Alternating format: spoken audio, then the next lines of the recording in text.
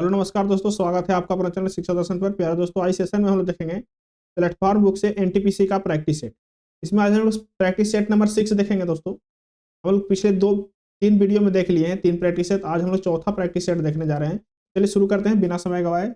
इससे पहले आपसे अनुरोध है दोस्तों कि आप इस चैनल पर नए हैं तो चैनल सब्सक्राइब करें, वीडियो को लाइक करें। और दोस्तों, हम लोग प्रैक्टिस सेट में 100 क्वेश्चन फुल सोल्यूशन करेंगे दोस्तों, हम लोग 100%, और एक एक क्वेश्चन के पॉइंट वाइज डिस्कस करेंगे दोस्तों। तो चलिए शुरू करते हैं दोस्तों। और यूथ पब्लिकेशन का जो साइंस का बुक है दोस्तों, उसका आप सोल्यूशन देखना चाहते हैं तो इस चैनल का प्लेलिस्ट में जाकर के आप देख सकते हैं। चलिए क्वेश्चन नंबर 1 देखिए, कह रहा है दोस्तों, रीजनिंग में है कि मेघालय शिलोंग से उसी प्रकार संबंधित है जिस प्रकार नागालैंड संबंधित है। देखिए दोस्तों, मेघालय का राजधानी कहाँ है? शिलोंग। तो नागालैंड का राजधानी कहाँ है? जल्दी बताइए कि नागालैंड का राजधानी कहाँ है? कहाँ है नागालैंड का राजधानी? कहाँ है दोस्तों? कोहिमा, यानी कि ऑप्शन सी सही है। चलिए क्वेश्चन नंबर देखिए 2, कह रहा है कि यदि कोड भाषा में CHAI चांटिंग क्या है? CHANTING।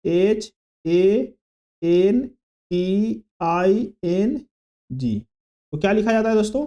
HCHCNAITGN लिखा जा रहा है। तो इसी प्रकार से दोस्तों क्या कह रहा है? कह रहा है कि TINCHING।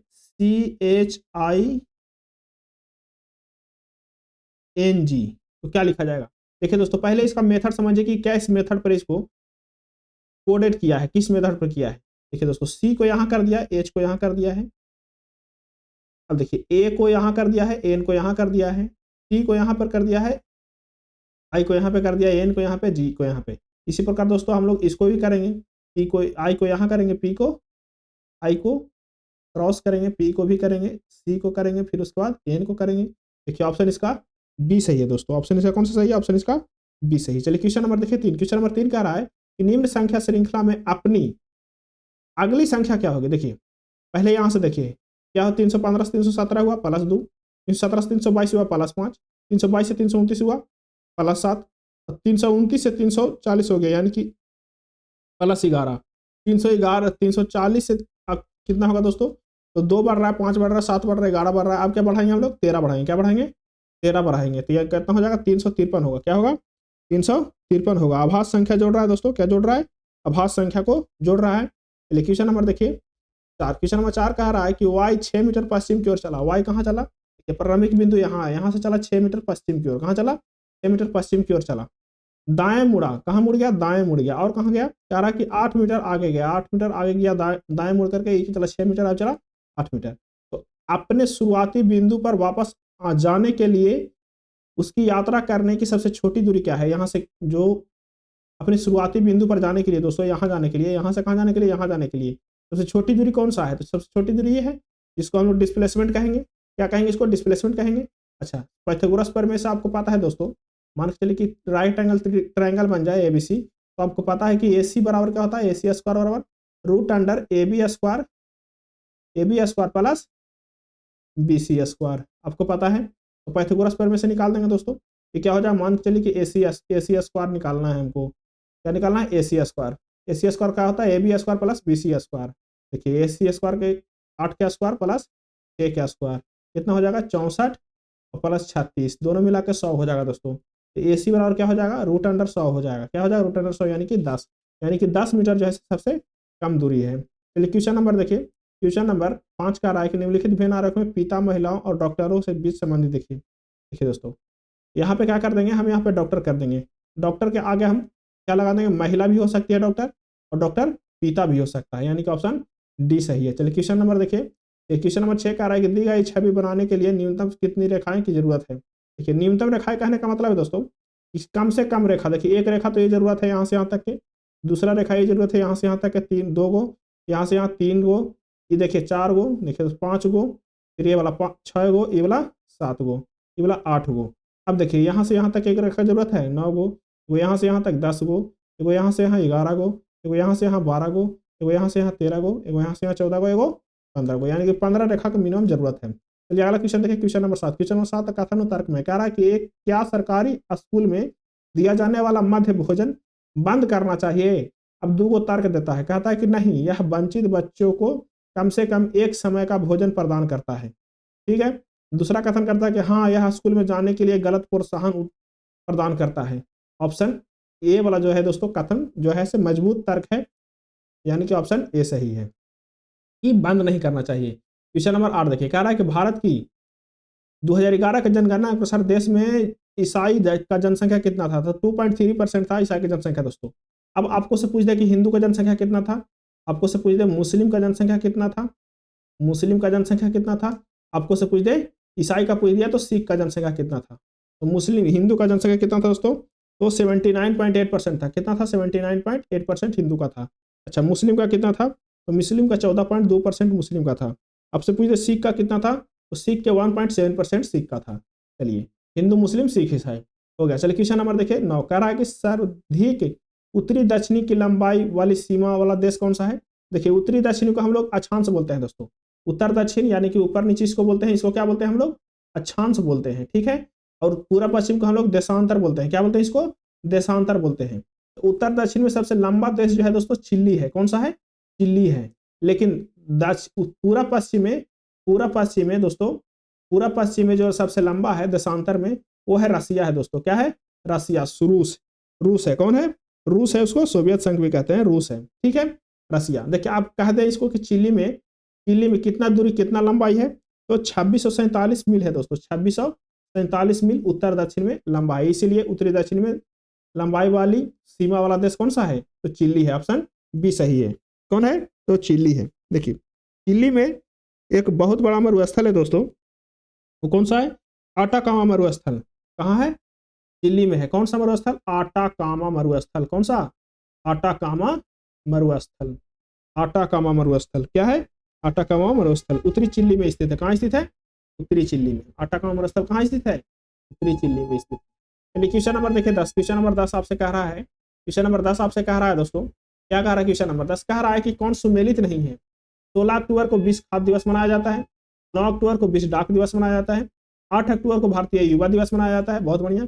लेकिन 5 अक्टूबर का दोस्तों अंतर्राष्ट्रीय वृद्धजन दिवस नहीं मनाया जाता है। तो कहेंगे सर वृद्धजन दिवस कब मनाया जाता है? तो 1 अक्टूबर को मनाया जाता है वृद्धजन दिवस। 2 अक्टूबर को क्या मनाया जाता है दोस्तों? तो गांधी जयंती 2 अक्टूबर को मनाया जाता है। क्या मनाया जाता है 2 अक्टूबर को? तो गांधी जयंती 2 अक्टूबर को मनाया जाता है। अब चलिए वृद्धजन दिवस जो अब का मनाया जाता है ये सुमेलित नहीं है, यहाँ पे 1 अक्टूबर होता तब सुमेलित होता। अब स्टार्ट कब किया गया था? तो 1990 से स्टार्ट किया गया था वृद्धजन दिवस मनाने के लिए। स्टार्ट कब किया गया था? तो 1990 से स्टार्ट किया जाता है। 1990 से स्टार्ट किया गया था वृद्धजन दिवस। प्रति वर्ष मनाया जाता है दोस्तों 1 अक्टूबर को। कब मनाया जाता है? प्रति वर्ष 1 अक्टूबर को वृद्धजन दिवस मनाया जाता है। 10 अगस्त को क्या मनाया जाता है दोस्तों? 10 अगस्त को, तो 10 अगस्त को आप कहें कि विश्व जैव ईंधन दिवस मनाया जाता है। क्या मनाया जाता है? तो विश्व जैव ईंधन दिवस मनाया जाता है। क्या मनाया जाता है? विश्व जैव ईंधन दिवस मनाया जाता है। क्या मनाया जाता है? विश्व जैव ईंधन दिवस मनाया जाता है। क्या मनाया जाता है? 10 अगस्त को। चलिए क्वेश्चन नंबर देखिए 11। क्वेश्चन नंबर 11 कह रहा है दोस्तों कि वर्तमान में भारतीय प्रतिस्पर्धा आयोग के अध्यक्ष के रूप में किसे नियुक्त किया गया है? तो भारतीय प्रतिस्पर्धा आयोग के रूप में नियुक्त किया है रणवीर कौर का नियुक्त किया गया है दोस्तों। इसको किया गया है तो रवनीत कौर का नियुक्त किया गया है। क्या? प्रतिस्पर्धा आयोग के अध्यक्ष के रूप में नियुक्त किया गया है। भारतीय प्रतिस्पर्धा आयोग की स्थापना कब हुआ था दोस्तों? तो प्रतिस्पर्धा आयोग आ जाए तो इसका स्थापना जो हुआ था वो 2003 में हुआ था। कब हुआ था? अक्टूबर 2003 में। कब हुआ था? अक्टूबर 2003 में हुआ था। प्रतिस्पर्धा आयोग का स्थापना हुआ था कब? अक्टूबर 2003 में। अच्छा दोस्तों अब हम आते हैं अरविंद पनगड़िया पर। अरविंद पनगड़िया जो है क्या? अरविंद पनगड़िया इंपॉर्टेंट किस लिए है? तो अरविंद पनगड़िया जो है दोस्तों 16वीं वित्त आयोग के अध्यक्ष है। कौन है? 16वीं वित्त आयोग के अध्यक्ष। 16वीं वित्त आयोग का अध्यक्ष कौन है? अरविंद पनगड़िया। ठीक है, अरविंद पनगड़िया तो मिल गए। अब हम लोग देखते हैं अरुण कुमार मिश्रा। अरुण कुमार मिश्रा जो है दोस्तों वो राष्ट्रीय मानवाधिकार आयोग के राष्ट्रीय मानवाधिकार आयोग के अध्यक्ष है। कौन है? राष्ट्रीय मानवाधिकार आयोग के अध्यक्ष कौन है? तो अरुण कुमार मिश्रा। अच्छा प्रियंका कानूनगो क्या है दोस्तों? तो प्रियंका कानूनगो राष्ट्रीय बाल अधिकार संरक्षण आयोग के अध्यक्ष है। राष्ट्रीय बाल अधिकार आयोग के अध्यक्ष कौन है? प्रियंका कानूनगो। चलिए क्वेश्चन नंबर 12 देखिए। क्वेश्चन नंबर 12 कह रहा है दोस्तों 1951 में प्रथम एशियाई खेल कहाँ आयोजित किया गया था? तो प्रथम एशियाई खेल जो है दोस्तों नई दिल्ली में आयोजित किया गया था। कब किया गया था? नई दिल्ली में। प्रथम एशियाई खेल कब किया गया था? 1951 में। दूसरी बार नई दिल्ली में कब हुआ था दोस्तों आयोजन? तो 1982 में हुआ था। कब हुआ था? 1982 में। दूसरी बार आयोजन जब हुआ था नई दिल्ली में, वो कब हुआ था? 1982 में हुआ था। अच्छा, 19वें एशियाई खेल का आयोजन कहाँ हुआ था? 19वें एशियाई खेल का आयोजन 2022 में होना था, लेकिन हुआ था कब? 2023 में हुआ था। ये कहाँ हुआ था दोस्तों? तो कहेंगे सर टोक्यो हुआ था, जापान में। कहाँ हुआ था? टोक्यो, जापान में। चलिए, 19वें एशियाई खेल में भारत द्वारा कितने पदक जीता गया था? तो भारत द्वारा 107 पदक जीता गया था। कितना पदक? 107 पदक। जब 107 पदक जीता गया दोस्तों, तो 28 क्या है? 28 है गोल्ड। 28 क्या है? गोल्ड है। 38 क्या है दोस्तों? 38 सिल्वर है। क्या है? 38 सिल्वर है। ठीक है, किसके जीता गया था? अच्छा ठीक है दोस्तों, 19वें खेल में भारतीय दल का नेतृत्व कौन कर रहे थे? हॉकी कप्तान हरमनप्रीत कर रहे थे। कौन कर रहे थे? हॉकी कप्तान हरमनप्रीत कर रहे थे। भारत को मेजबानी कौन कर रहे थे? हरमनप्रीत कर रहे थे। चलिए अगला क्वेश्चन देखिए दोस्तों, क्वेश्चन नंबर 14। क्वेश्चन नंबर 14 देखिए, सॉरी क्वेश्चन नंबर 13। कह रहा है कि 1853 में लॉर्ड डलहौजी ने अपनी टेलीग्राफ लाइन शुरुआत कब किया था? कहाँ किया था? तो ये कलकत्ता से आगरा में किया था। किसके बीच किया था? कलकत्ता से आगरा। लॉर्ड डलहौजी बहुत इंपॉर्टेंट है दोस्तों भारत के लिए। लॉर्ड डलहौजी बहुत इंपॉर्टेंट है भारत के लिए। 1853 में टेलीग्राफ का शुरुआत भी किया था। 1853 में रेलवे का भी शुरुआत किया था। किसको किया था? रेलवे का शुरुआत किया था। मुंबई से ठाणे के बीच में चलवाया था दोस्तों। कौन? लॉर्ड डलहौजी ने चलवाया था। कौन चलवाया था? लॉर्ड डलहौजी ने ही चलवाया था, मुंबई से ठाणे के बीच। ठीक है, तो लॉर्ड डलहौजी भारत के लिए बहुत इंपॉर्टेंट है। क्वेश्चन नंबर देखिए 14। क्वेश्चन नंबर 14 कह रहा है दोस्तों, किस बल के कारण भारत में दक्षिण गोलार्ध की व्यापारिक पवनें विषुववृत्त के पार करने के बाद दक्षिण पश्चिम उत्तर पूर्व की ओर बहने लगती है? तो कोरियोलिस बल होता है दोस्तों। कौन सा होता है? कोरियोलिस बल। कोरियोलिस बल क्या करता है कि भारत के दक्षिण गोलार्ध के व्यापारिक पवनें विषुवत वृत्त को पार जैसे ही करता है, उसके बाद दक्षिण पश्चिम से उत्तर पूर्व की ओर बहने लगता है। कहां बहने लगता है? दक्षिण पश्चिम से उत्तर पूर्व की ओर बहने लगता है। किसके कारण? तो कोरियोलिस बल के कारण। देखिए कोरियोलिस बल जो है दोस्तों, एकदम क्या है? आभासी बल है। क्या है? इसको हम आभासी बल भी कह सकते हैं। क्या कह सकते हैं इसको?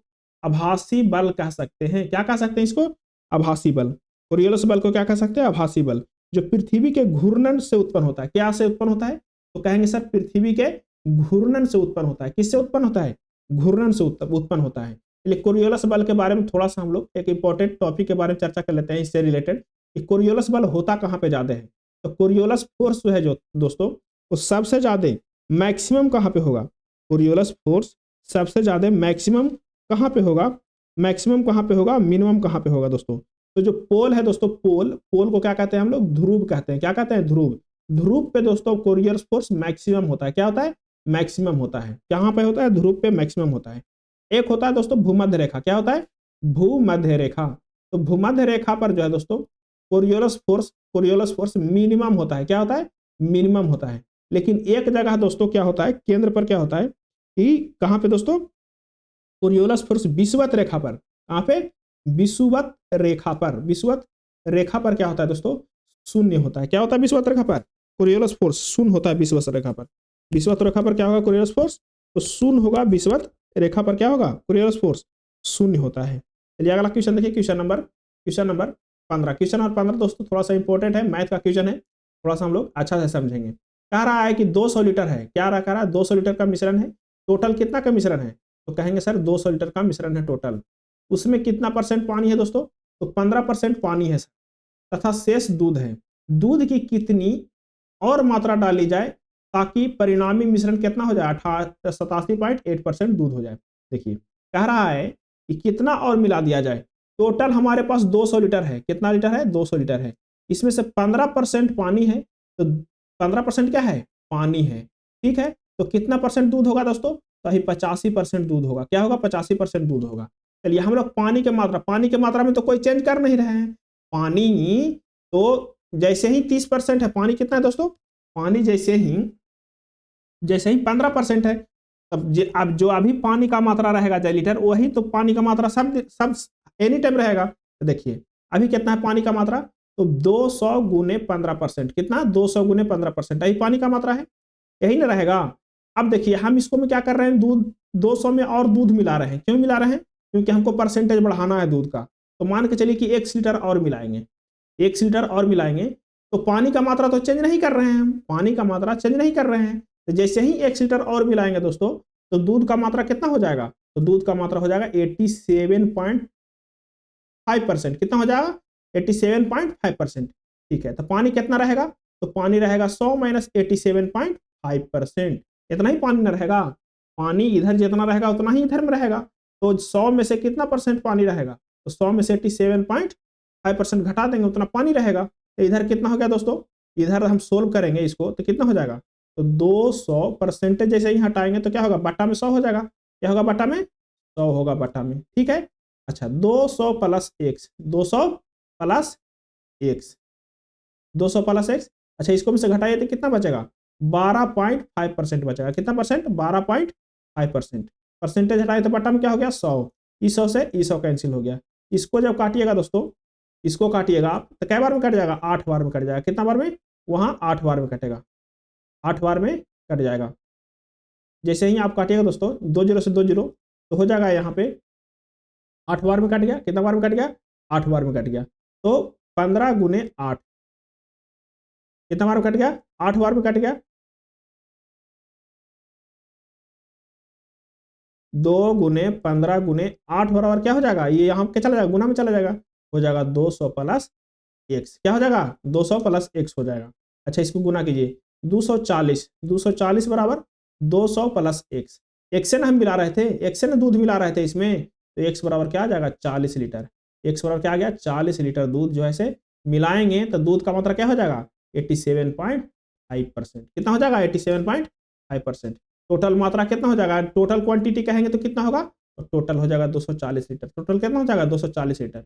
उसमें से दूध कितना है, तो दूध है पहले 170 था, 140, 210 लीटर दूध है रहेगा। चलिए क्वेश्चन नंबर देखिए 16 कह रहा है, क्वेश्चन नंबर 16 भी दोस्तों इंपॉर्टेंट है। क्वेश्चन नंबर 16 भी दोस्तों इंपॉर्टेंट है। कह रहा है कि खाली हौज में इनलेट पाइप से शुरू करते हैं। क्या करते हैं हम लोग, इनलेट पाइप से शुरू करते हैं। एक इनलेट पाइप और एक आउटलेट पाइप है। एक क्या है, आउटलेट पाइप है। एक है इनलेट, एक है आउटलेट। क्या है, एक इनलेट है, एक आउटलेट है पाइप। किसी हौज को बारी बारी भरने और खाली करने के लिए 1 घंटा लगता है। क्या लगता है, बारी बारी से भरने, यानी कि इनलेट पाइप को भी 1 आवर चलाते हैं, इनलेट पाइप को भी क्या करते हैं, 1 आवर चलाते हैं, और आउटलेट पाइप को भी 1 आवर चलाते हैं। क्या करते हैं, 1 आवर चलाते हैं। ठीक है, तो इनलेट पाइप को खाली हौज को भरने में, जो इनलेट पाइप है उसको खाली हौज को भरने में कितना समय लगता है, तो इनलेट पाइप को खाली हौज को भरने में 11.25 आवर लगता है। कितना लगता है, 11.25 आवर लगता है। लेकिन आउटलेट पाइप को दोस्तों, खाली आउटलेट पाइप को भरा हुआ हौज को पूरी तरह खाली करने में 22.5 आवर लगता है। कितना लगता है, 22.5 आवर लगता है। अब देखिए कहानी क्या है, तो खाली कर सकता है, हौज को पूरा भरने में कितना समय लगेगा, हौज को पूरी तरह भरना है तो कितना समय लगेगा दोस्तों। पहले तो इसका क्या कीजिए, एलसीएम लीजिए। क्या लीजिए, इसका एलसीएम लीजिए। दोनों के एलसीएम लेंगे तो काम आ जाएगा दोस्तों 22.5। कितना आ जाएगा, 22.5 यूनिट काम आ जाएगा। देखिए 1 घंटा ही काम करेगा दोस्तों इनलेट, तो 2 यूनिट काम करेगा। कितना यूनिट काम करेगा, 2 यूनिट काम करेगा। 1 घंटा काम करेगा आउटलेट, तो कितना यूनिट काम करेगा, 1 यूनिट काम करेगा। कहानी खत्म हो गया। अब दोनों के एक साथ चलाते तो काम बन जाता, लेकिन दोनों क्या चल रहा है, पारा पारी चल रहा है। 1 घंटा 1 आवर में क्या करेगा, इनलेट वाला क्या करेगा दोस्तों, इनलेट वाला 1 आवर में क्या करेगा, 2 यूनिट भरेगा। 1 आवर में क्या करेगा, 2 यूनिट भरेगा। आउटलेट वाला क्या करेगा, आउटलेट वाला दोस्तों 1 घंटा में 1 आवर में कितना यूनिट, 1 यूनिट खाली करेगा। दोनों मिलाकर 2 आवर काम किया। दोनों मिलाकर कितना आवर काम हुआ, 2 आवर काम हुआ। लेकिन हमको जो परिणामी कितना यूनिट मिला, तो 2 यूनिट भरा, 1 यूनिट खाली कर दिया, यानी कि 1 यूनिट बचा। 1 यूनिट हमको परिणामी मिला। कितना मिला, 1 यूनिट। 2 आवर में 1 यूनिट, टोटल कितना आवर है, कितना यूनिट है दोस्तों, तो 22.5 यूनिट है। हमको 2 आवर में मिल रहा है 1 यूनिट, तो हमको दोस्तों 42 आवर में कितना मिलेगा, 42 आवर में, तो 42 आवर में कहेंगे कि सर हमको मिल जाएगा 21 यूनिट। क्या मिल जाएगा, 21 यूनिट। बच गया क्या, 1.5 यूनिट। कितना बच गया, 1.5 यूनिट बच गया। देखिए दोस्तों, जैसे ही 42 आवर होगा वैसे ही 21 यूनिट काम हो जाएगा। बचेगा कितना, 1.5 यूनिट। कितना यूनिट बचेगा, 1.5 यूनिट बचेगा। तो 1.5 यूनिट करने के लिए कौन आएगा, तो कहेंगे कि सर इनलेट आएगा। क्या आएगा, इनलेट। आउटलेट के समय नहीं मिलेगा, इनलेट आएगा। तो कितना मिनट में कर देगा भाई, तो मिनट में बदलने के लिए 100 60 से गुना कर देते हैं। तो इसमें 30 कर दो, 30 बार में कट गया। जैसे ही इसको कीजिएगा तब 45 मिनट, यानी कि 45 मिनट में क्या कर देगा, भर देगा। तो टोटल टाइम लगेगा दोस्तों 42 आवर और 45 मिनट, यानी कि ऑप्शन डी सही है। देखिए एक बार आप देख लीजिएगा, एक बार क्या कीजिएगा आप देख भी लीजिएगा खुद से, लेकिन ऐसा कितना आएगा 42 आवर 45 मिनट। थोड़ा सा लंबा है दोस्तों, लंबा है, इसको हम लोग डीपली से बना रहे हैं तो आपको समझ में जरूर आएगा। और वीडियो समझ में आ रहा होगा दोस्तों आपको क्वेश्चन, तो आप चैनल को सब्सक्राइब कीजिए, वीडियो को लाइक कीजिए दोस्तों, और नहीं आ रहा है तो कमेंट करके जरूर बताएं दोस्तों, ठीक, और थोड़ा सा बेटर बनाने की कोशिश करेंगे। क्वेश्चन नंबर देखिए 17, कह रहा है कि एक वस्तु के क्रय मूल्य 900 रुपया पर 20%, 30%, 40% क्रमिक छूट मिलती है, तो छूट के बाद वस्तु की कीमत क्या होगा। देखिए दोस्तों कह रहा है कि 900 पर एक वस्तु का क्या है, क्रय मूल्य कितना है 900, क्रय मूल्य कितना है 900 है, उस पर छूट दे रहा है, कितना छूट दे रहा है 900 पर दे रहा है 20%, कितना परसेंट 20%। 20% कहने का मतलब दोस्तों 100 में से 20% दे रहा है छूट, क्या दे रहा है 100 में से 20 दे रहा है छूट, ठीक है। इससे भी उसको मन नहीं भरा था और 30% दे रहा है, कितना दे रहा है 30% दे रहा है, ठीक है। इससे भी नहीं मन भरा था और उसको दे रहा है 40%, कितना दे रहा है 40%, कितना दे रहा है 40%, ठीक है। अब देखिए ई दो जीरो से ई दी जीरो, तो 9 गुने 80 कितना परसेंट हो गया 80% रहेगा। अच्छा इसको घटाइए कितना परसेंट 70% रहेगा, 70 रहेगा, इसको घटाइए 60 रहेगा। अब देखिए 2 गो 100 गुने 100, ई दो जीरो से ई दो जीरो कैंसिल हो गया, एक जीरो से एक जीरो कैंसिल हो गया। चलिए जैसे ही आप इसको गुना कीजिएगा दोस्तों तो आ जाएगा आपके पास 3030 3024 आ जाएगा बटा में 10। अच्छा 10 हटाइएगा तो क्या हो जाएगा 302.4, यानी कि इतना रुपया इसका फाइनल प्राइस कितना बचेगा सब छूट देने के बाद 302.4 रुपया इसका बचेगा। क्वेश्चन नंबर देखिए 18, क्वेश्चन नंबर 18 है दोस्तों, बहुत इंपॉर्टेंट क्वेश्चन है, रैखिक समीकरण का दोस्तों, रैखिक समीकरण का क्वेश्चन है, एडवांस क्वेश्चन है, इसको आप थोड़ा सा सावधानी से समझिएगा। इसमें शून्यकों की निकालना है। कह रहा है कि द्विघात समीकरण दिया हुआ है 3x² प्लस 8x प्लस 2 बराबर 0, तो मूल क्या है अल्फा तथा बीटा हो, तो alpha plus alpha cube plus beta Q बराबर क्या होगा। देखिए कह रहा है कि द्विघात समीकरण दिया हुआ है 3x² प्लस 8x प्लस 2 बराबर 0। देखिए दोस्तों आपको पता है कि जो मूल होता है अल्फा प्लस बीटा उसके बराबर होता है फॉर्मूला दोस्तों माइनस बी बाई ए, क्या होता है माइनस बी बाई ए, क्या होता है minus B by A. Minus B कितना है दोस्तों 8 है, तो माइनस 8 हो जाएगा, ए कितना है 3 है, ठीक है। अच्छा अल्फा इंटू बीटा क्या होता है दोस्तों सी बाई ए, क्या होता है सी बाई ए, सी कितना है 2 है, ए कितना है 3 है, यानी कि -8/3 और 2/3, कितना 8/3 और 2/3। चलिए अब हमको निकल गया दोस्तों, अब हमको एक फार्मूला आपको पता होगा a cube plus b cube बराबर होता है, क्या होता है alpha cube plus beta cube, a cube plus b cube हो जाएगा। अब देखिए क्या होता है alpha plus beta, alpha plus beta के whole cube, alpha plus beta के होल क्यूब क्या होता है जल्दी बताइए, अल्फा प्लस बीटा के होल क्यूब होता है, क्या होता है अल्फा प्लस बीटा के होल क्यूब होता है, क्या होता है अल्फा प्लस बीटा के होल क्यूब होता है माइनस अल्फा प्लस बीटा के whole cube minus minus 3 alpha beta into alpha plus beta, क्या होगा अल्फा प्लस बीटा। देखिए दोस्तों अल्फा प्लस बीटा का आपको मान पता है, अल्फा इंटू बीटा का ही मान पता है, सबको पुट करेंगे। अल्फा प्लस बीटा कितना है, अल्फा प्लस बीटा है -8/3, क्या whole cube minus 3 into alpha plus beta कितना है तो 2/3, फिर क्या है दोस्तों अल्फा प्लस बीटा क्या है -8/3। कोई दिक्कत नहीं है, सोल्व करेंगे, इसको होल क्यूब कीजिए, होल क्यूब कीजिएगा दोस्तों क्या हो जाएगा 512, क्या हो जाएगा 8 के क्यूब, 8 के क्यूब होता है 512, क्या होता है 512, तो माइनस में ना रहेगा जी, क्यूब क्या होता है माइनस में माइनस से रह जाता है, बटा में 3 माइनस कीजिए, इसको से इसको काट दीजिए दोस्तों, क्या हो जाएगा माइनस माइनस प्लस हो जाएगा, यानी कि 8/16 बटा क्या हो जाएगा 3 हो जाएगा, यहाँ 3 का क्यूब होगा तो क्या 27 ना होगा। अच्छा एलसीएम लीजिए तो क्या हो जाएगा 27 हो जाएगा, यहाँ -512 रहेगा।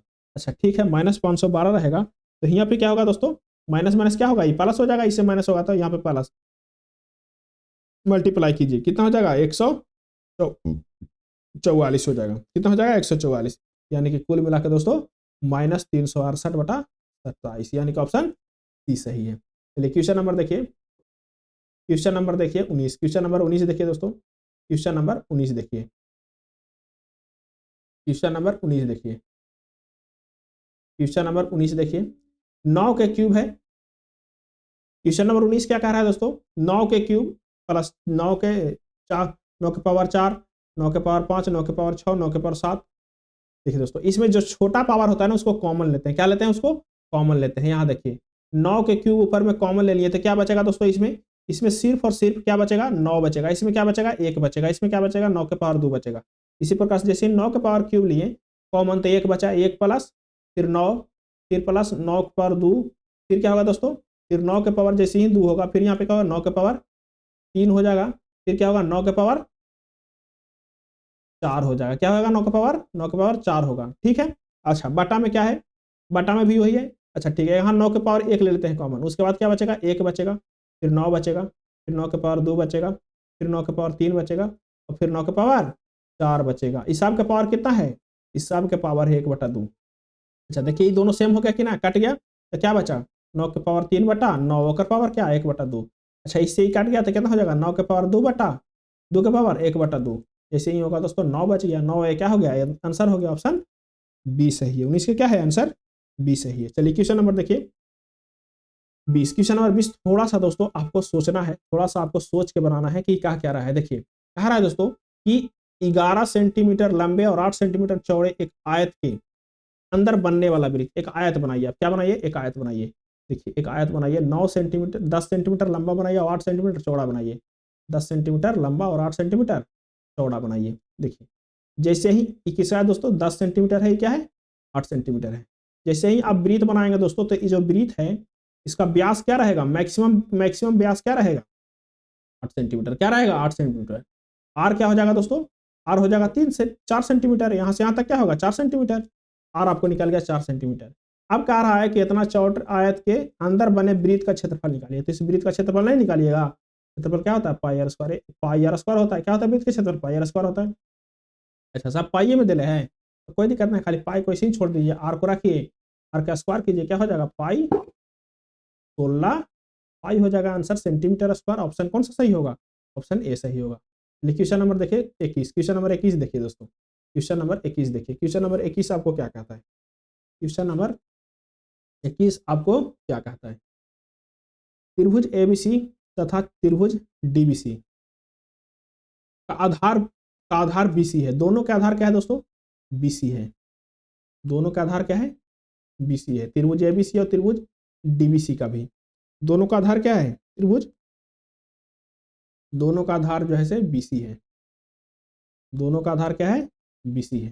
ठीक है, दोनों का आधार क्या है, बीसी है।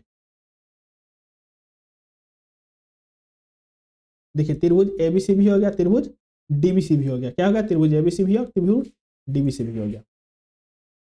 अब देखिए क्या रहा है दोस्तों,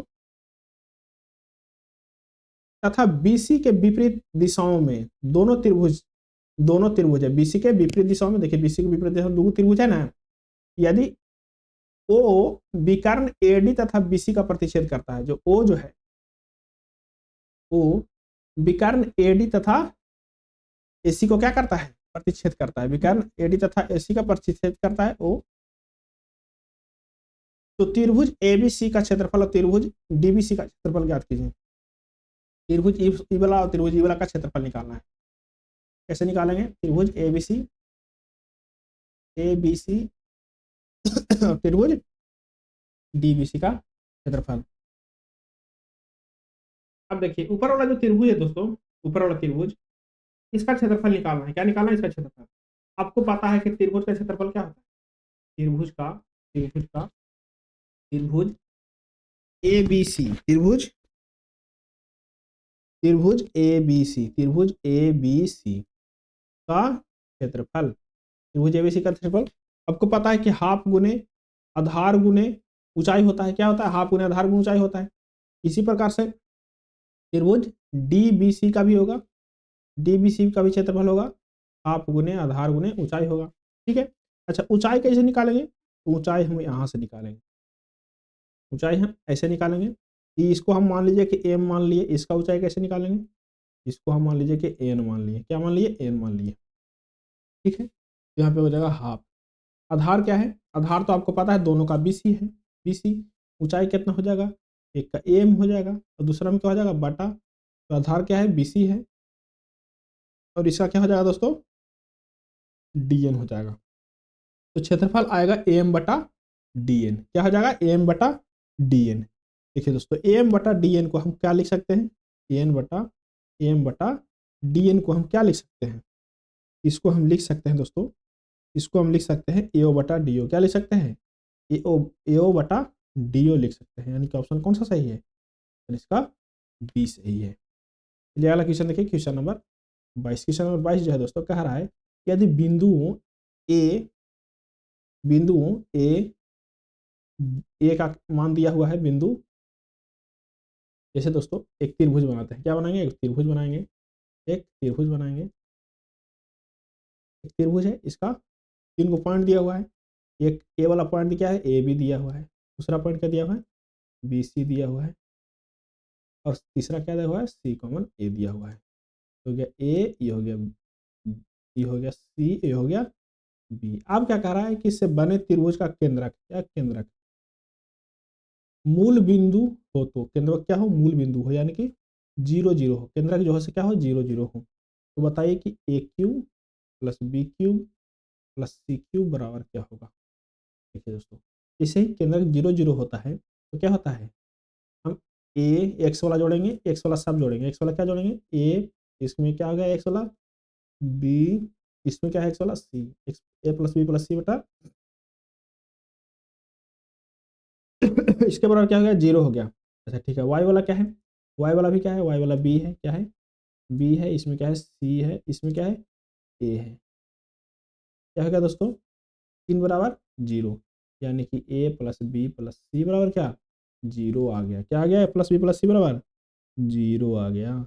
तो a cube plus b cube plus c cube बराबर आता है, आपको पता है कि 3abc होता है, क्या होता है, 3abc, ऑप्शन सी सही।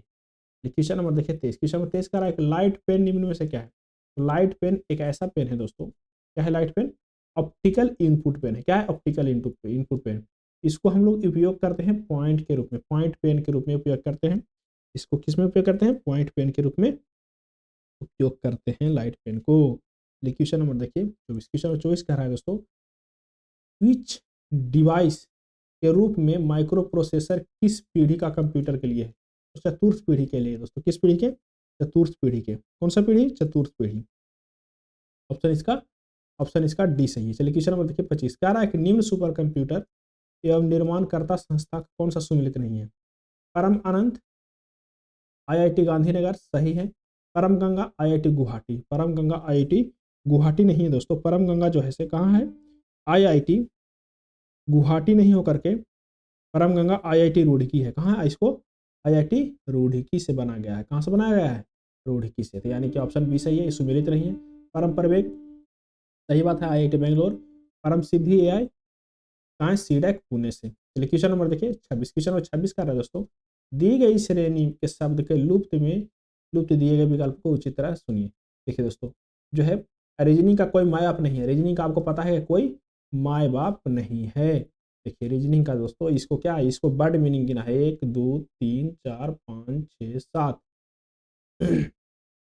फिर इसको देखिए 1 2 3 4 5 6 7 8 9, कितना बढ़ा, 2 अक्षर बढ़ा। फिर देखिए 1 2 3 4 5 6 7, फिर देखिए 1 2 3 4 5 6 7 8 9, अरे फिर क्या होगा, अब ये होगा 7 पॉइंट वाला होगा, तो ये वाला 7 है, ऑप्शन बी सही है, 1 2 3 4 5 6 7, ऑप्शन बी सही है।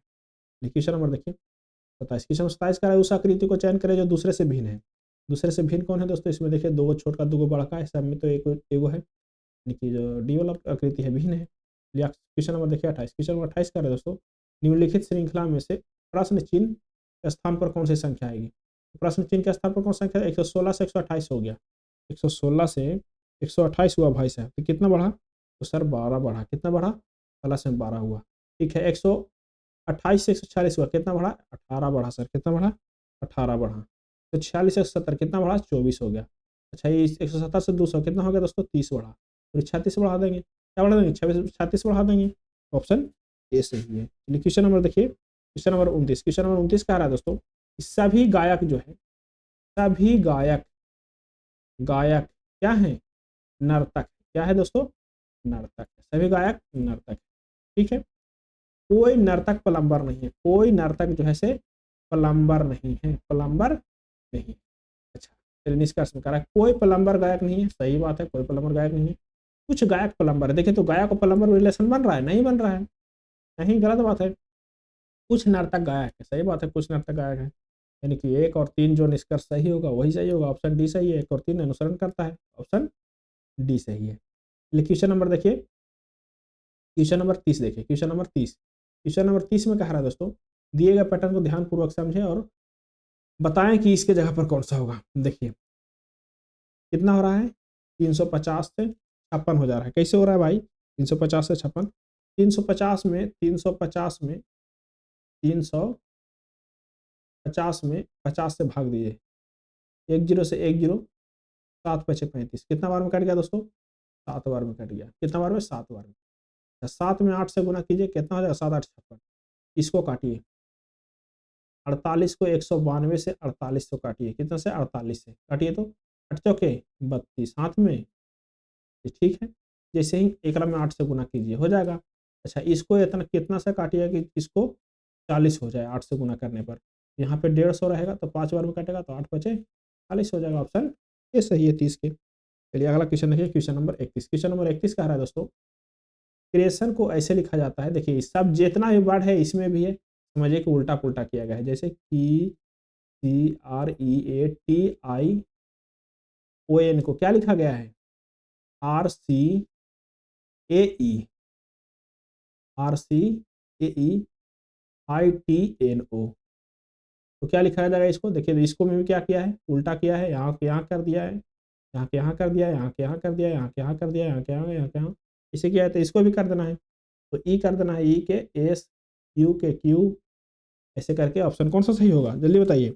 इसका भी ऑप्शन आपको डी सही हो जाएगा, क्या हो जाएगा, डी ऑप्शन सही होगा। कह रहा है 4 अक्षर समूह दिए गए हैं जिसमें से 3 किसी न किसी तरह से समान है और एक असमान है, उस असमान का अध्ययन कीजिए। देखिए ई के बाद एच है, ई क्या मान स्थान है दोस्तों 5, एच क्या मान है 8, 3 है, उसके बाद 3 11, उसके बाद 3 14, यानी कि 3 3 का पेयर है 16 के बाद एच कितना है 19, उसके बाद कितना है 22, यानी 3 3 बढ़ रहा है, 14 है, उसके बाद क्या है 15, एक बढ़ा दोस्तों, इसके बाद क्या है एस का आता है 18, 3 बढ़ा, उसके बाद क्या होता है 22, यानी कि 4 बढ़ा, जो है दोस्तों ऑड है, यानी कि ऑप्शन सी सही है।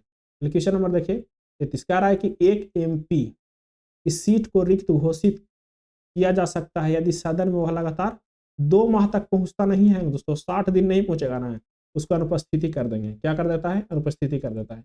आर्टिकल, आर्टिकल जो है दोस्तों, आर्टिकल कितना के तहत, आर्टिकल कितना के तहत, तो आर्टिकल 101, आर्टिकल 101 101 के 4 के तहत, 101 के 4 के तहत क्या होता है, संसद के सदन में कोई 60 दिन लगातार नहीं उपस्थित रहेगा, कोई कोई कौन सी एमपी, तो क्या हो जाएगा, वह अनुपस्थित हो जाएगा, क्या हो जाएगा, अनुपस्थित हो जाएगा, उसका सदस्यता क्या हो जाएगा, समाप्त हो जाएगा, क्या होगा, सदस्यता समाप्त हो जाएगा।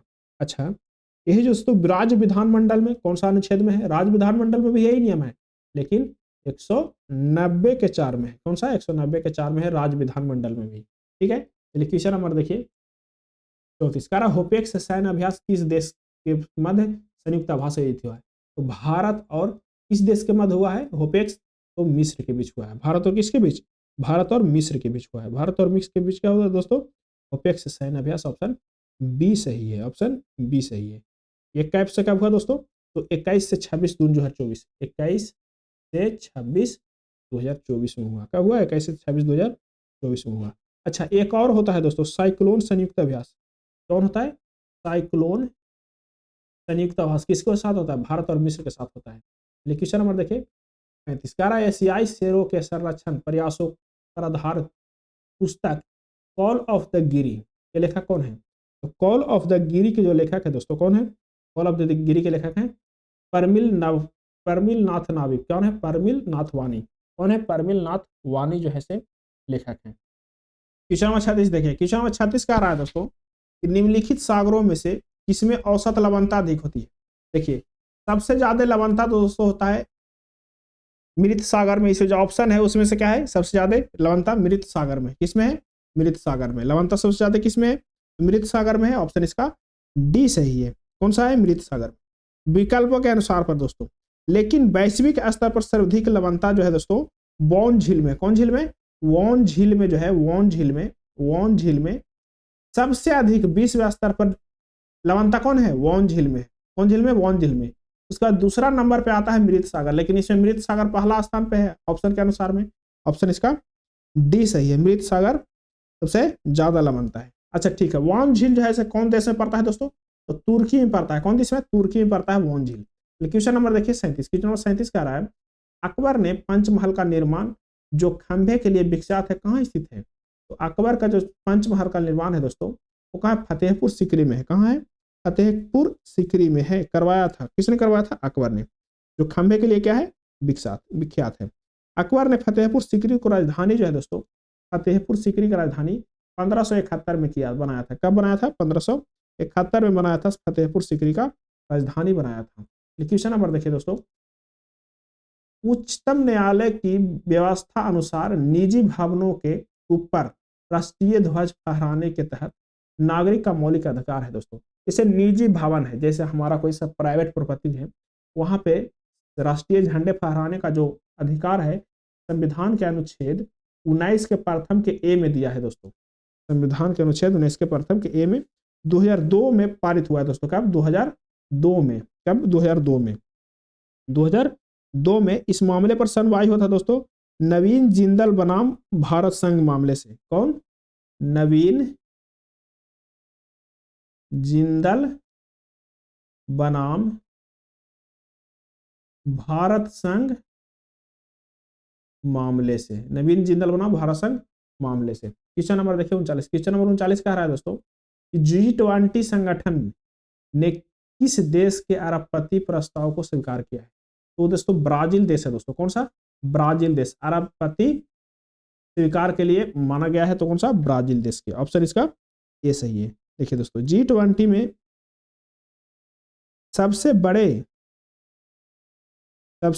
विश्व सबसे बड़ी अर्थव्यवस्था में सुनिश्चित करने वाली मिलकर काम करने सहमति जताई है। इसमें क्या करना है दोस्तों? जो अरबपति कर है, अरबपति कर प्रस्ताव को स्वीकार किया गया है।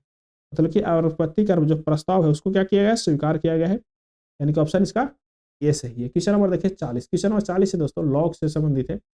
एक बटा लॉग बेस कितना है लॉग का? 360 प्लस 1 बटा लॉग बेस कितना है? 460। 1 बटा लॉग बेस कितना है? 560।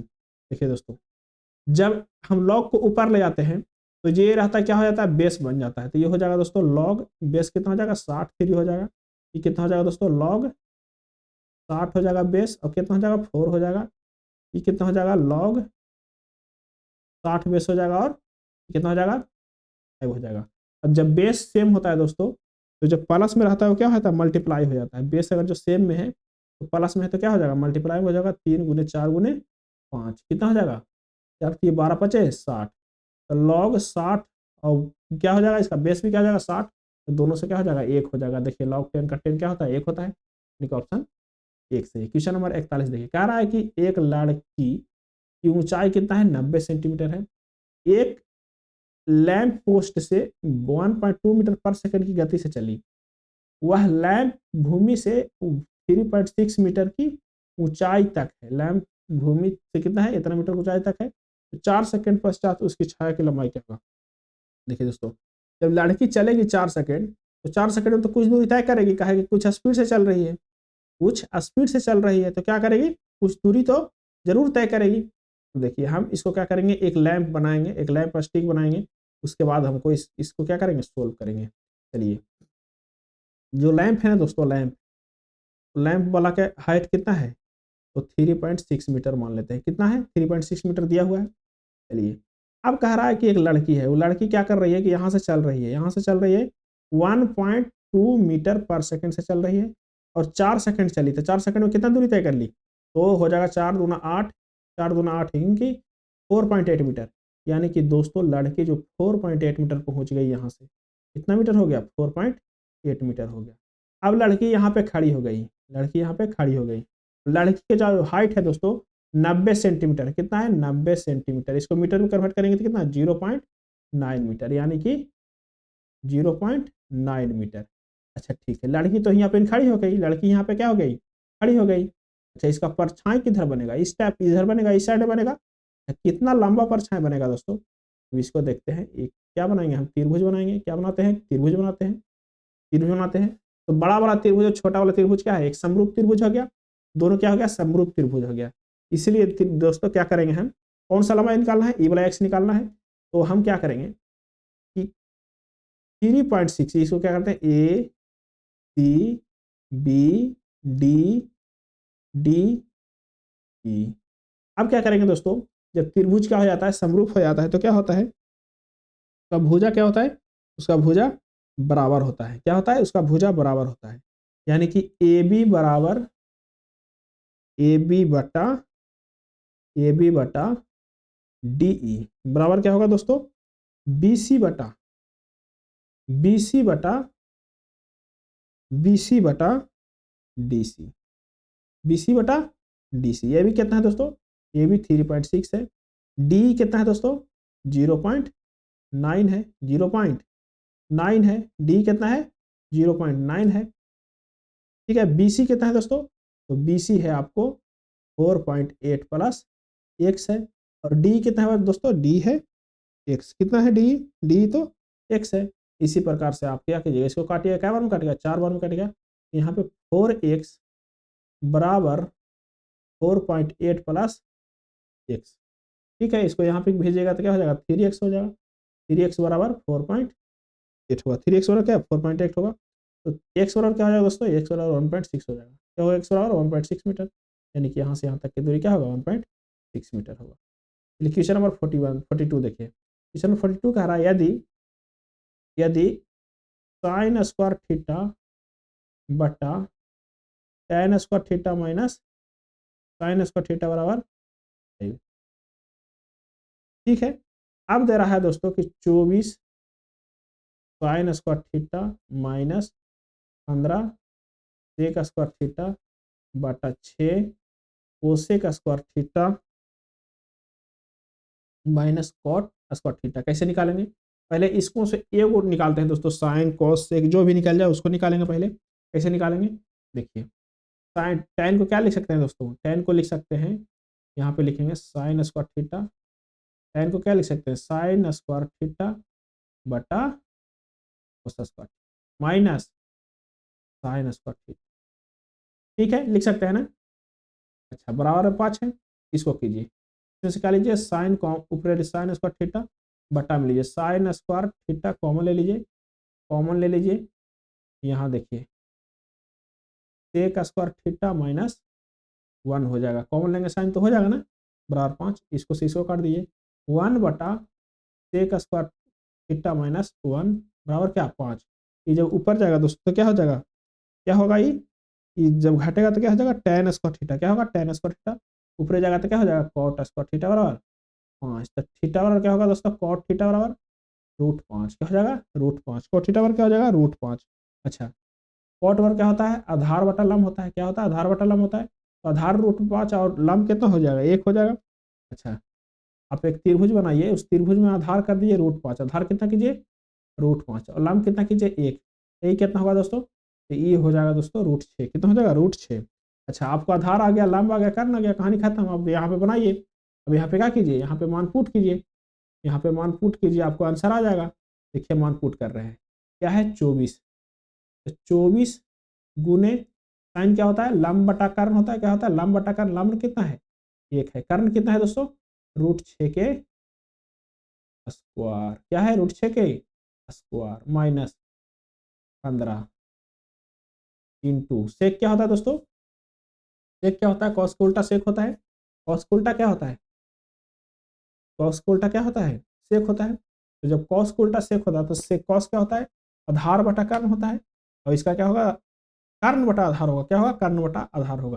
कर्ण कितना है √6, आधार कितना है √5 के होल स्क्वायर। क्या होगा, √5 के होल स्क्वायर बटा क्या, कोसेक कितना है दोस्तों, कोसेक किसका, साइन के, यानी कि कर्ण बटा लंब, यानी कि 1 बटा √6 के स्क्वायर माइनस इंटू में क्या है 6 है, ये भी है। अच्छा इसको माइनस कीजिए, -7 कॉस, फिर क्या है कॉट है, कॉट के क्या होता है दोस्तों, तो कॉट के आपको पता है क्या होता है, लंब बटा आधार, आधार बटा लंब, आधार बटा लंब, आधार कितना है 5 है, लंब कितना है 1 है, यानी कि रूट 5 बटा 1 के स्क्वायर।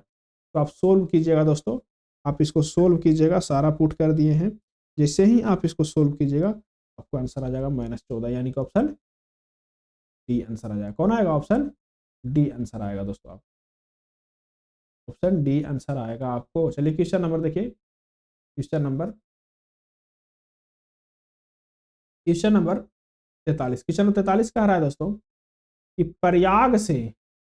स्टेशन प्रयाग से पटना जाने के 5 मार्ग हैं। यहाँ पे क्या है दोस्तों, प्रयाग, क्या है यहाँ पे प्रयाग है, यहाँ से पटना जाने के लिए 5 मार्ग है, 1 2 3 4 1 5 मार्ग है, से कहाँ पहुंच जाएंगे, पटना पहुंचे। जैसे ही पटना पहुंचे दोस्तों, अब कह रहा है कि 4 मार्ग पटना से कोलकाता जाने के लिए है, पटना से कोलकाता जाने के लिए 1 2 3 4 गो मार्ग कहाँ है, कोलकाता जाने के लिए। अब कह रहा है कि पटना होते हुए प्रयाग से कोलकाता जाने के लिए कितने मार्ग संभव हो सकते हैं। तो पटना होते हुए ऐसे चला गया, ऐसे चला गया, यानी कि 5 गुने 4 20 मार्ग संभव है।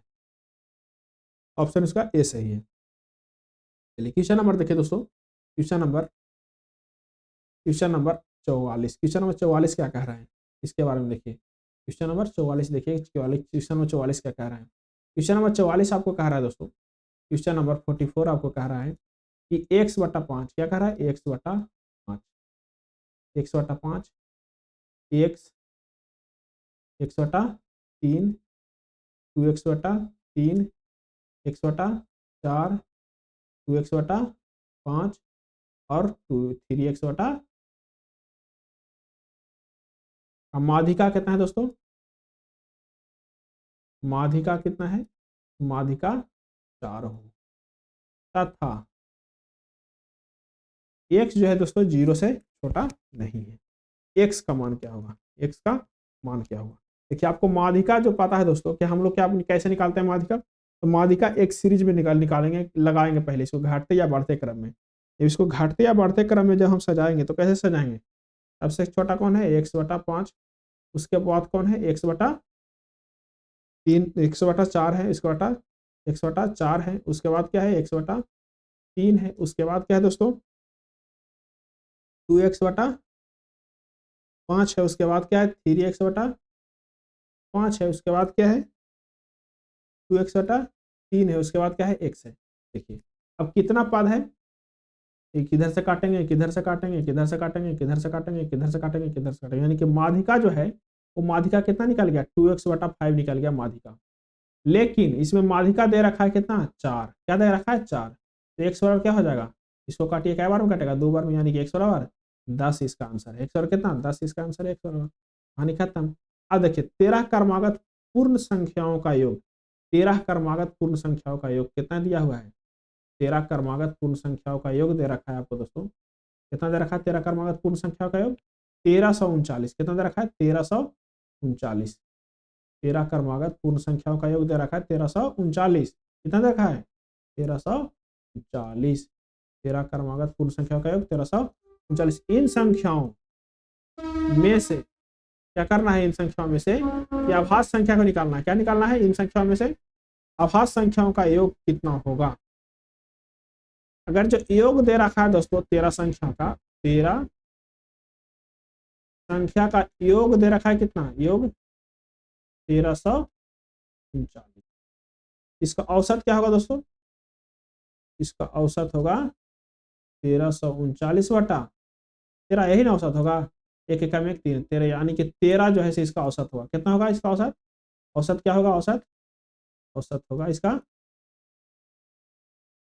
103, कितना होगा औसत 103। अच्छा ठीक, 13 का संख्या है तो 103 तो होगा बीच में, इससे पीछे होगा कितना 6 संख्या होगा, जैसे 102 102 101 100, ऐसे करके 6 संख्या होगा यहाँ तक के, तो इधर होगा 6 संख्या, इधर कितना होगा 6 संख्या होगा, कौन कौन 104 होगा, 105 होगा, तो 6 होगा, 107 होगा, 108 होगा।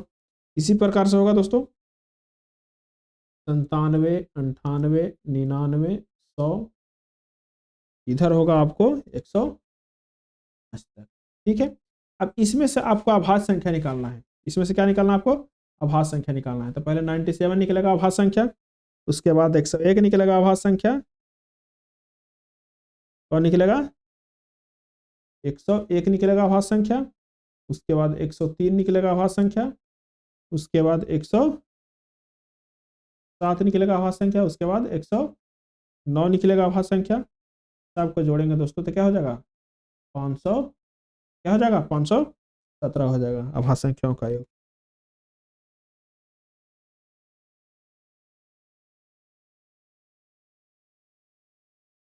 चलिए, एक वस्तु के मूल्य में पहले x% की वृद्धि की गई, फिर वर्धित मूल्य में x% की कमी की गई।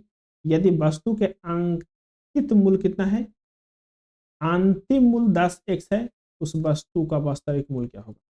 देखिए दोस्तों, उसका वास्तविक मूल्य मान लीजिए आपके पास वास्तविक मूल्य, ठीक है।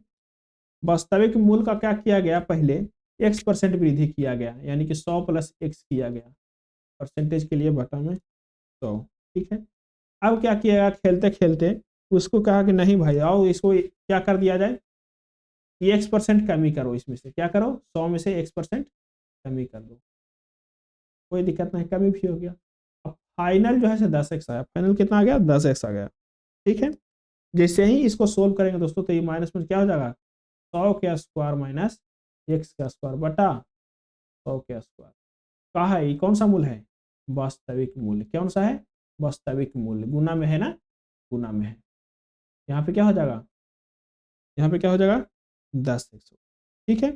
अच्छा, वास्तविक मूल्य बराबर हो क्या जाएगा दोस्तों? तो वास्तविक मूल्य बराबर आप करेंगे तो 10x गुने 100 का स्क्वायर बटा में 100 स्क्वायर माइनस x स्क्वायर। इसे ही इसको आप सोल्व कीजिएगा, आपको आ जाएगा 10x बटा 10x बटा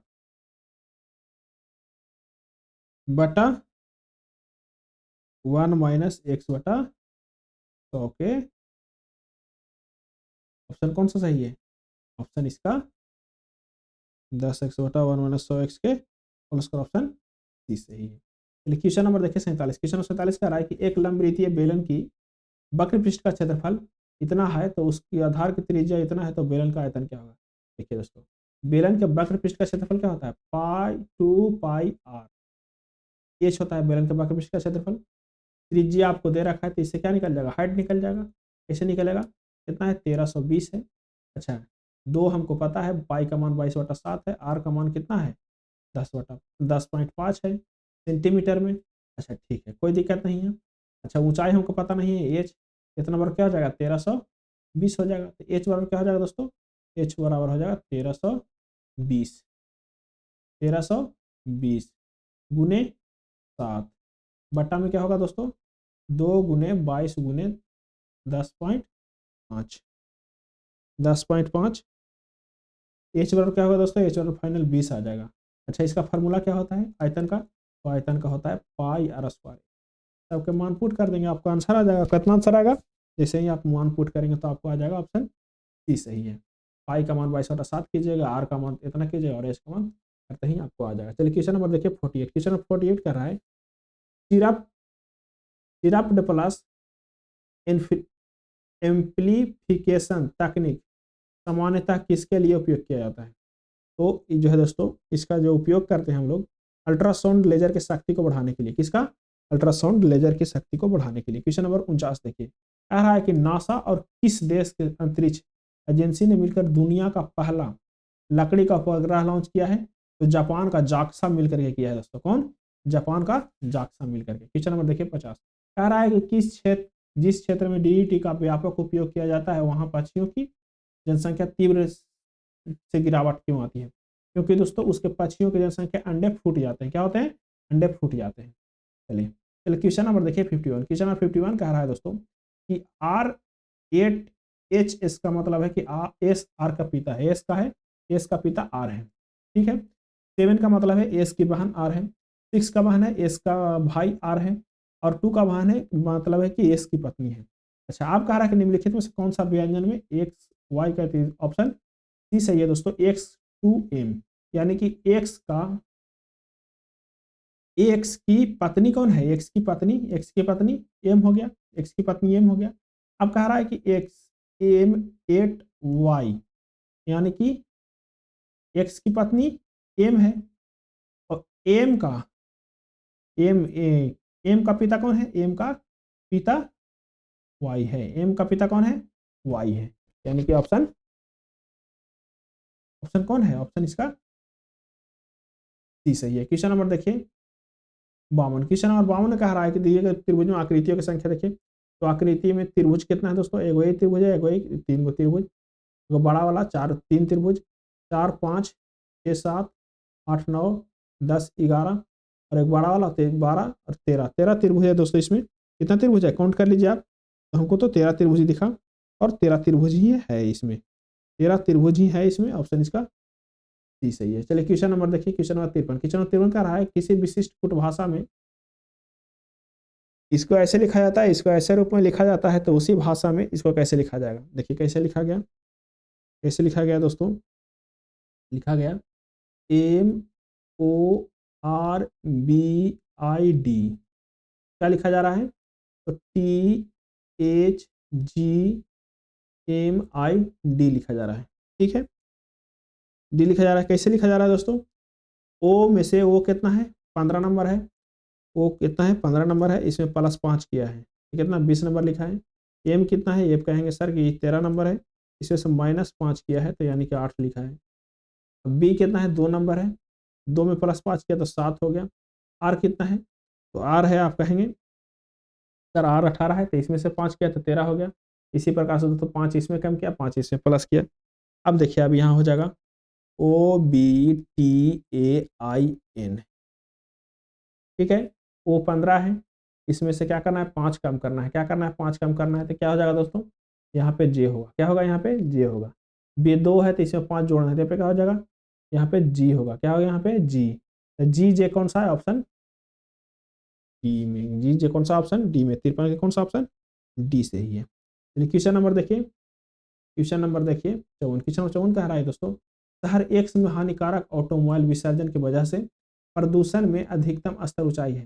कह रहा है कि सरकार ने शहर में वाहनों के पंजीकरण पर रोक लगा देना चाहिए, गलत बात है। कह रहा है एक्स शहर एक्स के अंदर 15 वर्ष से अधिक पुराने वाहन चलाने पर रोक देनी चाहिए, सही बात है, ज्यादा पुराना वाहन रहेगा ज्यादा प्रदूषण करेगा, यानी कि तर्क कौन सा, तर्क 2 वाला सही है। क्वेश्चन नंबर देखिए 55, कह रहा है कि आपको एक प्रश्न और 2 कथन दिए जाते हैं, उसमें देखिए कह रहा है यूवी का शादी सालगिरह कब है, यूवी के शादी का सालगिरह कब है, कह रहा है किसी किसी माह के 7वें दिन। फिर कह रहा है कि अधिवर्ष में ही 29 दिन होना महीना होता है, 29 दिन का महीना होता है, यानी कि आप दोनों की जरूरत है दोस्तों। 29 वर्ष का महीना कब होता है, फरवरी वाला अधि माह में होता है, और उसका 7वें दिन होता है, 7वें दिन उसका, यानी कि दोनों पर्याप्त है, यानी कि ऑप्शन इसका 55 का ए सही है, 55 का ए सही है इसका ऑप्शन। चलिए क्वेश्चन नंबर देखिए, क्वेश्चन नंबर 56, क्वेश्चन नंबर 56 कह रहा है दोस्तों आपको, क्वेश्चन नंबर 56 कह रहा है आपको, क्या कह रहा है, कह रहा है दोस्तों कि टीना होटल लॉज में रेस्ट रूम खोजने की कोशिश करती है, ठीक है, वह रिसेप्शन क्षेत्र में जाती है जो पश्चिम में है। देखिए यहाँ पे मान के चलिए टीना खड़ा है, रिसेप्शन क्षेत्र में जाती है जो कहाँ है, पश्चिम में है। अब कहता है रिसेप्शनिस्ट कहता है टीना को कुछ गज सीधे वापस जाकर बाएं मुड़ जाइए, कुछ गज सीधे वापस गई, मान के चलो पीछे आई। अब कह रहे सीधे वापस बाएं मुड़ जाओ, यहाँ से किसका इधर इधर का मुंह रहेगा, फेस रहेगा, तो बायां तो ऊपर का रहेगा, बायां मुड़ गई। रेस्ट रूम तक पहुंचने के लिए किस दिशा में जाने को कहा गया, तो उत्तर दिशा में ऊपर जा रही है, तो कौन सा दिशा, उत्तर दिशा, नीचे आती है दक्षिण दिशा। क्वेश्चन नंबर देखिए 57, क्वेश्चन नंबर 57 देखिए, कह रहा है उस विकल्प का चयन कीजिए, उस विकल्प का चयन कीजिए जो तीसरे से संबंधित है। देखिए ऑर्थोपेडिक हड्डी से संबंधित है, कार्डियोलॉजिस्ट हृदय से संबंधित रोग है, डॉक्टर हैं, यह संबंधित विज्ञान है। चलिए क्वेश्चन नंबर देखिए 58, क्वेश्चन नंबर 58 कह रहा है दोस्तों कि मिलान करें देखिए संघीय सूची में कितना विषय है, 97 विषय है। राज सूची में कितना विषय है दोस्तों, तो राज सूची में 66 विषय है। समवर्ती सूची में कितना है, तो समवर्ती सूची में 47। देखिए दोस्तों, पहले संघीय सूची में जब जब क्या जो जो संविधान बना था दोस्तों, उसमें 97 प्रविष्टि थी। अभी 9 जो है से 98 है। अच्छा, इसमें समवर्ती सूची में पहले 47 प्रविष्टि थी, अभी जो है दोस्तों 52 है। अच्छा, राज सूची में 66 प्रविष्टि है, अभी जो है इसमें मात्र 59 है। कितना है, 59। चलिए अगला क्वेश्चन देखिए, इसका ऑप्शन कौन सा सही होगा, तो ऑप्शन बी वाला सही होगा। कौन होगा, ऑप्शन बी वाला सही होगा, बी वाला सही होगा, बी वाला सही होगा। चलिए क्वेश्चन नंबर देखिए 59, कह रहा है कि भारतीय रिजर्व बैंक के प्रथम भारतीय गवर्नर कौन थे, तो सर सीडी देशमुख थे दोस्तों। कौन से, सर सीडी देशमुख थे प्रथम। अच्छा, सबसे पहले सबसे जो प्रथम कौन था, तो ओस्विक स्मिथ था। प्रथम कौन था, ओस्विक स्मिथ था। सीडी देशमुख से भी पहले सबसे पहले कौन बना था, 1 अप्रैल 1935 में जब स्थापना हुआ था, तो कौन बना था, कौन रहा, सर ओसबर्न ने बना था। चलिए इंटरपोल का मुख्यालय कहाँ है, तो लियोन में है। कहाँ है इंटरपोल का मुख्यालय, इंटरपोल का मुख्यालय जो दोस्तों कहाँ है, लियोन में है। कहाँ है, इंटरपोल का मुख्यालय लियोन में है। ये दुनिया का सबसे बड़ा पुलिस संगठन है। इंटरपोल जो है दुनिया का सबसे बड़ा पुलिस संगठन है। अच्छा, इंटरपोल का फुल फॉर्म देख लेते हैं। इंटरपोल का फुल फॉर्म होता है इंटरनेशनल क्या होता है, इंटरनेशनल क्रिमिनल, क्या होता है, इंटरनेशनल क्रिमिनल पुलिस ऑर्गेनाइजेशन। क्या होता है, international criminal police organisation, international criminal police organisation. चलिए क्वेश्चन नंबर 61 देखिए, कह रहा है कृष्ण देव राय ने अमर कीर्ति मृतकांत किस में लिखा है, तो तमिल भाषा में लिखा है। किस भाषा में लिखा है दोस्तों, तमिल भाषा में, तेलुगु में लिखा है जी। तो इसका ऑप्शन कौन सा सही है, ऑप्शन डी सही है, तेलुगु में लिखा है। क्या इसमें लिखा है, तेलुगु में लिखा है। इसमें लिखा है, तेलुगु में लिखा है। चलिए क्वेश्चन में दोस्तों, कृष्ण देव राय जो है दोस्तों किस भाषा में लिखा है, तो तेलुगु में लिखा है। कृष्ण देव राय जो दोस्तों प्रसिद्ध कवि भी थे और क्या थे, लेखक भी थे। प्रसिद्ध कवि भी थे और लेखक भी थे। चलिए क्वेश्चन नंबर देखिए 62, कह रहा है भारत के किस संस्था ने स्वयं सहायक समूहों के लिए सभी समुदाय के डिजिटलीकरण के लिए ई शक्ति का लॉन्च किया है, तो नाबार्ड ने किया है। किसने किया है दोस्तों, नाबार्ड ने किया है। किसने किया है, नाबार्ड ने किया है। किसने किया है, तो नाबार्ड ने किया है। ठीक है, नाबार्ड। क्वेश्चन नंबर देखिए, क्वेश्चन नंबर 63, कह रहा है कि शाहजहां के ज्येष्ठ पुत्र दारा किसियो किस सूफी सिलसिले का अनुयायी था। किस सूफी सिलसिले का, तो चिश्तिया का। किसके, ऑप्शन इसका ए सही है, कदारिया। कौन सा, ऑप्शन इसका ए सही, कदारिया का अनुयायी था। क्वेश्चन नंबर 64 देखिए, कह रहा है दोस्तों जलवायु परिवर्तन मुद्दे पर वार्ता करने के लिए किस देश ने दुनिया का पहली अंडर वाटर कैबिनेट बैठक किया है, तो कौन है दोस्तों, पहली अंडर वाटर कैबिनेट बैठक करने वाला मालदीव। कौन है, मालदीव जो है दोस्तों अंडर वाटर कैबिनेट बैठक करने वाला पहला है मालदीव। ठीक है, चलिए क्वेश्चन नंबर देखिए, क्वेश्चन नंबर 65, कह रहा है दोस्तों ए और बी किसी काम को 10 दिन 15 दिन में कर सकते हैं, वे 4 दिन तक एक साथ काम करते हैं। शेष को सी द्वारा अकेले 12 दिन में पूरा किया जाता है। सी अकेले कुल काम का 4/9 भाग को कितने दिन में पूरा करेगा। देखिए दोस्तों, पहले तो ए और बी का मान लीजिए, ए और बी कितना दिन में करते हैं दोनों मिलकर के, ए और बी, ए करता है 10 दिन में काम कर सकता है, बी कर सकता है 15 दिन में। बहुत बढ़िया। अच्छा, दोनों मिल जाएंगे, दोनों का जब हम एलसीएम लेंगे तो कितना, 30 काम होगा। अच्छा, ए 3 काम करेगा और बी कितना काम करेगा, 2 काम करेगा। कितना काम करेगा, 2 काम करेगा। अच्छा, एखानी दोनों मिलकर 4 दिन किया है ना जी, एखानी दोनों मिलकर 4 दिन किया है, तो कितना, 3 2 5, यानी कि 4 5 20 काम किया है। कितना काम किया है, 4 5 20 काम। अच्छा, जब 20 काम एखानी दोनों मिल करके कर दिया, 20 काम एखानी दोनों मिल करके कर दिया, तो बचल कितना काम है, 10 काम है। बचल कितना काम है, 10 काम है। अच्छा, बचल जब 10 काम है तो सी जाकर के 10 काम किया 12 दिन में। कितना दिन किया, 10 काम 12 दिन में। कितना दिन में किया, 10 काम 12 दिन में किया। ठीक है, तो 10 काम 12 दिन में किया दोस्तों, तो एक काम करने के लिए कितना दिन लिया, 10/12 दिन लिया। एक वो काम करने के लिए कितना दिन लिया, 10/12 दिन लिया। कितना काम, कितना दिन लिया, 10/12 दिन लिया। इसका एफिशिएंसी निकालिए, क्या एफिशिएंसी निकालिए, कितना हो जाएगा इसका एफिशिएंसी। एफिशिएंसी हो जाएगा दोस्तों 5 दूना 10 और 6 दूना 12, यानी कि 5/6 काम प्रतिदिन करता है। अच्छा, इस काम का जो काम है इसका 4/9 भाग, कितना भाग, 4/9 भाग इससे करवाना है। कितना भाग करवाना है? 4/9 भाग करवाना है इसको से। इसको से काटिए, क्या बार में काट जाएगा? तो 10 तिहाई 30, 3 तिहाई 9, यानी कि 40/3 काम है। कितना काम है? 40/3 काम। तो इसको करवा दिए, 40/3 कितना करेगा? 5/6। कितना हो जाएगा दोस्तों? ऊपर चला जाएगा, क्या हो जाएगा? 40 × 6 हो जाएगा, 40 × 6 हो जाएगा, बटा 3 × 5 हो जाएगा। ई कट जाएगा 2 बार में, ई कट जाएगा 8 बार में, यानी कि 8 दूना 16। 16 दिन इसको लगेगा दोस्तों पूरा करने में। कितना काम करने में? 16 दिन लगेगा। क्वेश्चन नंबर 66 क्या रहा है? दो संख्याएं, देखो संख्या, दो संख्याएं P और Q इस प्रकार है कि P के 2%, Q के 2%, यानी कि P के 2%, यानी P गुने 2% लगाएंगे तो बटा में 100 आएगा। और Q के 2%, Q के भी कितना? 2%। योग P के 2% और Q के 2% के योग के, फिर कितना? P के 2%, Q के 6%, Q के कितना? 6%।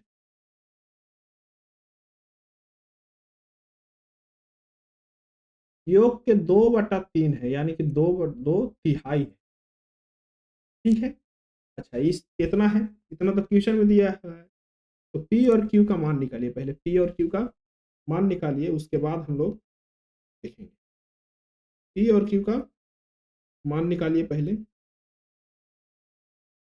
जैसे ही आप करेंगे इसमें से, देखिए तो 2/10, 2/100 क्या हो जाएगा? कॉमन हो जाएगा। तो P प्लस Q बचेगा इधर। इधर क्या बचेगा दोस्तों? इधर 2 भी कॉमन होगा 2/3 में, 2/100 भी कॉमन हो जाएगा। यहाँ हो जाएगा P प्लस फिर Q हो जाएगा। ठीक है। ई 100 से ई 100 कैंसिल, ई 2 से ई 2 कैंसिल, यानी कि जब हो जाएगा फाइनल, क्या बचेगा दोस्तों? P प्लस Q बराबर बचेगा 2/3 इंटू P प्लस Q। ठीक है। इसको इधर कीजिए, 3P प्लस 3Q बराबर 2P प्लस 6Q। बचेगा ना? एकदम बचेगा। ठीक है। इसको जब इधर भेजेंगे दोस्तों, इस इधर भेजेंगे तो माइनस में क्या हो जाएगा? P हो जाएगा बराबर। इसको इधर भेजेंगे तो क्या हो जाएगा? 3Q हो जाएगा। तो P/Q बराबर क्या हो जाएगा दोस्तों? 3/1। नहीं, खत्म हो गया। P/Q बराबर हो गया क्या? 3/1 हो गया। अच्छा, अब क्या कह रहा है? इतना होने के बाद Q, P के 2 गुना और Q के 5 गुना के बीच का अनुपात क्या है? P का कितना करना है? P को कर देना है 2P और Q को कर देना है, इसके अनुपात क्या होगा? ठीक है। तो यहाँ से भेजिए, क्या हो जाएगा? P/Q बराबर क्या होगा दोस्तों? 5 कहा जाएगा, इसमें जाएगा गुना होगा, 3×5 = 15 हो जाएगा, और 2 का नीचे, यानी कि 15/2 आंसर होगा दोस्तों। 15/,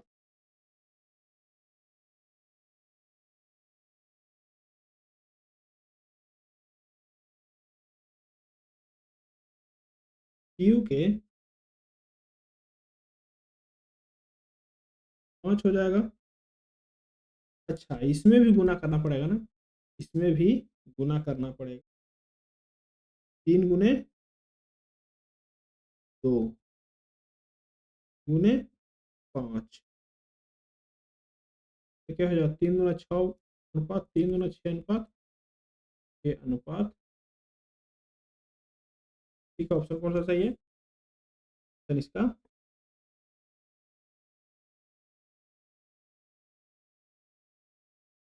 बी वाला सही है। ऑप्शन कौन सा सही है? ऑप्शन इसका 66 का बी वाला सही है। चलिए क्वेश्चन नंबर 67 देखिए। क्वेश्चन नंबर 67 भी है दोस्तों, थोड़ा सा लंबा है। इसका आंसर जो है आप देख लीजिएगा, इसको बना करके सोल्व करके। क्वेश्चन नंबर, ऑप्शन इसका डी सही है। क्वेश्चन नंबर 68 देखिए। क्वेश्चन नंबर 68 भी है दोस्तों, कह रहा है कि 10 प्राकृत संख्याओं का औसत कितना है? 32 है। यदि पहली 6 संख्याओं का औसत कितना है? 30 है। और अंतिम 6 संख्याओं का औसत 33 है, तो पांचवी और छठी संख्या का औसत क्या? कह रहा है कि 10 संख्याओं का औसत कितना है? 32 है। तो उसका योग कितना हो जाएगा दोस्तों? 320 हो जाएगा उसका योग। योग कितना होगा? तो 320 होगा इसका योग। ठीक है। योग कितना हो जाएगा उसका? योग उसका कितना होगा, तो योग कहेंगे सर कि जब औसत 32 है तो 10 अंकों का, तो योग कितना होगा, तो 20 उसका योग होगा। यदि पहली 6 संख्याओं का औसत कितना है, 30 है, पहली 6 संख्याओं का औसत 30 है, पहली 6 संख्याओं का योग कितना हो जाएगा, 300 हो जाएगा। अंतिम 6 संख्याओं का औसत कितना है, 30 छक 180, ठीक है, 180 योग होगा। अंतिम 6 संख्याओं का औसत कितना है, 33 है, तो 33 छके छतरी 18 हाथ में, एक छतरी 18 है, नहीं से 198 है, कितना है, 198 है, ठीक है। ये दोनों को जब जोड़ेंगे दोस्तों तो क्या होगा, बीच वाला संख्या निकल जाएगा, क्या निकल जाएगा, बीच वाला संख्या निकल जाएगा, यानी कि अभीष्ट औसत कितना हो जाएगा, 29 हो जाएगा। कौन सा सही ऑप्शन इसका, जी सही है। चलिए क्वेश्चन नंबर देखिए 69, क्वेश्चन नंबर 69 कह रहा है दिए गए व्यंजन को सरल कीजिए, दिए गए व्यंजन को क्या करना है, सरल करना है।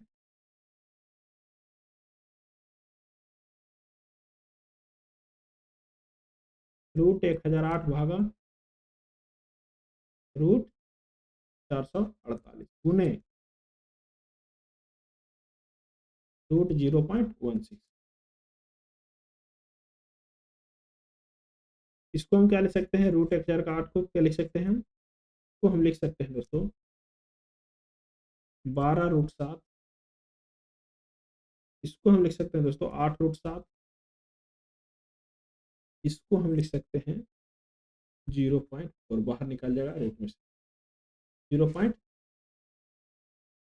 ठीक है, जैसे ही इसको करेंगे सोल्व दोस्तों तो हो जाएगा, आंसर जो आएगा दोस्तों वो आएगा 3/2 गुने 0. हो जाएगा। ऑप्शन कौन सा सही ऑप्शन इसका,